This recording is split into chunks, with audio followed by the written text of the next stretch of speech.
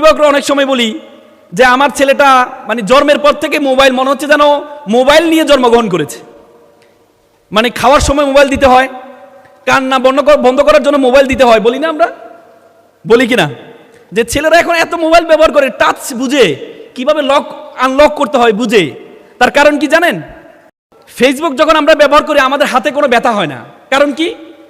আমরা দেখতে পাই এখন আমাদের সমাজে ছেলেমেয়েরা বই পড়ে না, আমরা শুধু মোবাইল দেখি, আমরা শুধু গেমস খেলি, আমরা বই পড়ি না, আমরা বই পড়তে পছন্দ করি না। তবে বই একটা পড়ি, সেটা হচ্ছে ফেসবুক।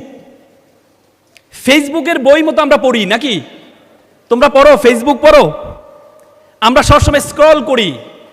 তোমরা জানো ফেসবুক এত বেশি আমরা ব্যবহার করি, ফেসবুক অথরিটি মনোবিজ্ঞানীদের পিছনে কোটি কোটি টাকা খরচ করে শুধুমাত্র আমাদের শিক্ষার্থীরা যেন ফেসবুকে মনোনিবেশ করে। এজন্য একটা রিলস থেকে আরেকটা রিলস, তুমি কোনটা চাচ্ছ তোমার মন মানসিকতা আলোকে শত শত রিলস তোমাকে প্রদান করে। ফেসবুক যখন আমরা ব্যবহার করি আমাদের হাতে কোনো ব্যথা হয় না। কারণ কি? আমরা আঙ্গুল দিয়ে এভাবে করি, এভাবে করলে কিন্তু হাতে ব্যথা হয় না, ব্যথা হয় কিন্তু এভাবে করলে ব্যথা হয়। তুমি দেখবে আমাদের মোবাইলে যখন নেট বন্ধ করতে যাই তখন আমাকে এভাবে টানতে হয়, মানে টেনে তারপরে ক্লিক করতে হয়, মানে কষ্ট হয়। এই জন্য নেট থাকে উপরেই। আর যখন ফেসবুক তুমি ব্যবহার করবা তখন তোমার ফেসবুকটা থাকে এভাবে, যত স্ক্রল করো কোনো সমস্যা নাই, তোমার হাতে কোনো ব্যথা হবে না। তুমি যদি একবার ঢুকলা যে 5 মিনিটের জন্য একটু ফেসবুক ব্যবহার করবা, তুমি প্রায় 2 ঘন্টা ফেসবুক ব্যবহার করেছো, তোমার কাছে মনে হবে না তুমি 2 ঘন্টা ব্যবহার করেছো। কারণ ফেসবুক সেভাবে তাদের মনোবিজ্ঞানীদের পিছনে লক্ষ লক্ষ কোটি কোটি টাকা খরচ করে শুধুমাত্র তোমাকে ফেসবুকে আটকানোর জন্য। এই জন্য এখানে যারা শিক্ষার্থী আছো, আমি বিশ্বাস করি তোমাদেরকে এখনো ফেসবুক ব্যবহার করার সময় হয়নি। ফেসবুকের লোগোটা দেখছো? হ্যাঁ, এভাবে দেখবা। তার মানে তুমি যদি এখন বেশি বেশি করে ফেসবুক ব্যবহার করো তাহলে তোমার মাথাটা এমন হয়ে যাবে, তোমার মাথাটা সোজা হবে না। আমরা অভিভাবকরা অনেক সময় বলি যে আমার ছেলেটা মানে জন্মের পর থেকে মোবাইল, মনে হচ্ছে যেন মোবাইল নিয়ে জন্মগ্রহণ করেছে। মানে খাওয়ার সময় মোবাইল দিতে হয়, কান্না বন্ধ করার জন্য মোবাইল দিতে হয়, বলি না আমরা?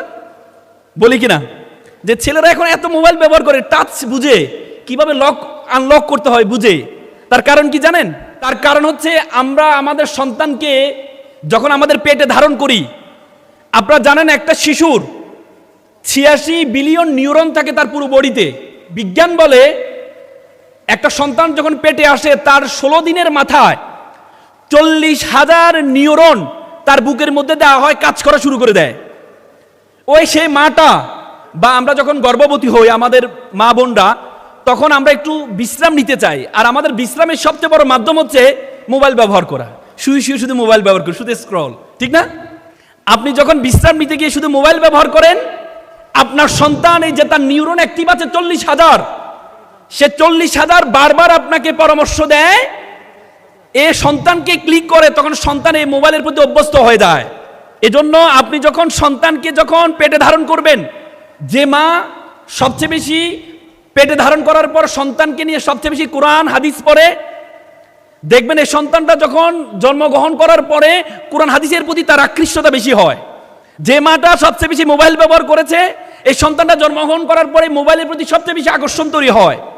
যে মাটা পেটে নিয়ে অনেক বেশি হিন্দি গান শুনে, এই সন্তানটা ভূমিষ্ঠ হওয়ার পরে হিন্দি গান শুনলে তার কাছে মনে হয় তার খুব পরিচিত পরিচিত গান মনে হয়। এজন্য আমরা সন্তানকে দোষারোপ করি না, সন্তানকে দোষারোপ করা যাবে না। উইথ ডিউ রেসপেক্ট, এখানে গার্ডিয়ানরা এখানে আছেন, আপনারা আপনাকে সন্তানকে পেটে নেওয়ার পরে আপনাদেরকে সে চিন্তা করতে হবে। আজকে আমরা ইহুদি খ্রিস্টানদের কথা বলি, তারা অনেক বেশি উন্নত, 10 বছর 12 বছর বয়সে তারা বৈজ্ঞানিক হয়ে যাচ্ছে। যে গেমস আমরা খেলি, 15 বছর 16 বছর বয়সে গেমস খেলি, শত শত ঘন্টা নষ্ট করি, সেই ইউরোপ আমেরিকার সেই শিশুরা এই গেমসটা আবিষ্কার করে। আমরা অবাক হয়ে যাই তারা কিভাবে এই গেমসটা আবিষ্কার করে। কারণ তার মারা সন্তানকে পেটে নেওয়ার পরে বড় বড় জিনিসকে গবেষণায় সবচেয়ে বেশি সময় দেয়। এই সন্তান ভূমিষ্ঠ হওয়ার পরে তার মাথাটা, তার নিউরনগুলো সেভাবে গবেষণার জন্য প্রস্তুত হয়ে যায়। এজন্য এখানে যারা অভিভাবক আছেন, উইথ ডিউ রেসপেক্ট আপনাদের বলবো, আপনারা সন্তানকে লালন পালন করার জন্য ফ্রম দ্য ভেরি বিগিনিং আপনাকে আপনার পদক্ষেপ গ্রহণ করতে হবে।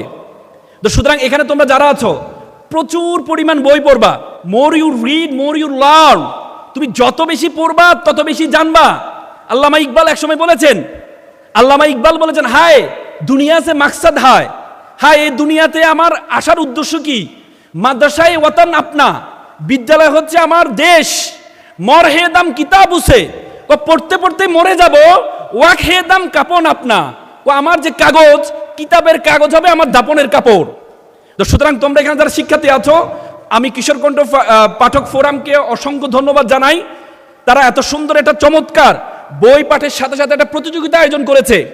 চায়নারা একটা প্রবাদ বলে থাকেন, চায়নারা বলে তুমি যদি 1 বছরের ফলাফল চাও তাহলে তুমি মাছ চাষ করো, তুমি যদি 10 বছরের ফলাফল চাও তাহলে তুমি গাছ রোপণ করো, আর তুমি যদি 100 বছরের ফলাফল চাও তাহলে তুমি মানুষ চাষ করো। আজকে কিশোরকণ্ঠ মানুষ চাষ করার জন্য যে উদ্যোগ হাতে নিয়েছে, আমরা এটা করতালির মাধ্যমে তাদেরকে অভিবাদন জানাই।